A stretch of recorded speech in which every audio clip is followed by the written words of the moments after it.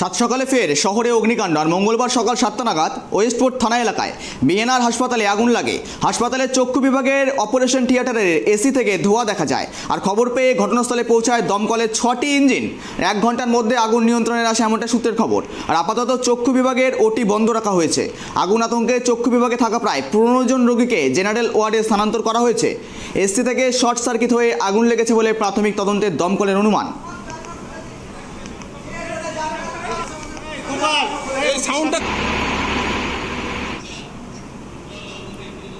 আর এই সমস্ত বিষয় নিয়ে আমরা আপডেট নেব। আমাদের প্রতিনিধি ফোন কলে জুড়ে রয়েছে অব্রদীপ। অব্রদীপ, এই মুহূর্তের আপডেট কি রয়েছে?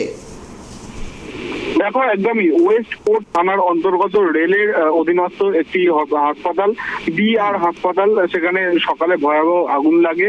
সকাল 7টা নাগাদ এই আগুন লেগেছিল। হাসপাতালের চক্ষু বিভাগের ওটিতে থাকা একটি এসি, সেখান থেকেই কিন্তু ধোঁয়া বেরোতে দেখা যায় এবং খবর পেয়ে ঘটনাস্থলে দমকলের 6টি ইঞ্জিন পৌঁছায় এবং 1 ঘন্টার মধ্যেই কিন্তু, অর্থাৎ সকাল 7টার সময় আগুন লেগেছিল, সকাল 8টার সময় কিন্তু এই আগুন নিয়ন্ত্রণে নিয়ে আসতে সক্ষম হয়েছেন দমকল আধিকারিকরা। এবং আপাতত চক্ষু বিভাগের ওটি রুমটি বন্ধ রাখা হয়েছে এবং তাছাড়াও এই আগুন আতঙ্কে চক্ষু বিভাগে ভর্তি থাকা 10 থেকে 15 জন রোগীকে জেনারেল ওয়ার্ডে স্থানান্তর করেছেন হাসপাতাল কর্তৃপক্ষ। এবং প্রাথমিকভাবে দমকলের যেটা অনুমান, সেটা এসি থেকে কোনোভাবে শর্ট সার্কিট হয়ে গিয়ে এই আগুন লাগার ঘটনা ঘটে এবং পরবর্তীকালে সঠিকভাবে জানার চেষ্টা করছেন দমকল আধিকারিকরা কিভাবে এই আগুনটি লেগেছিল।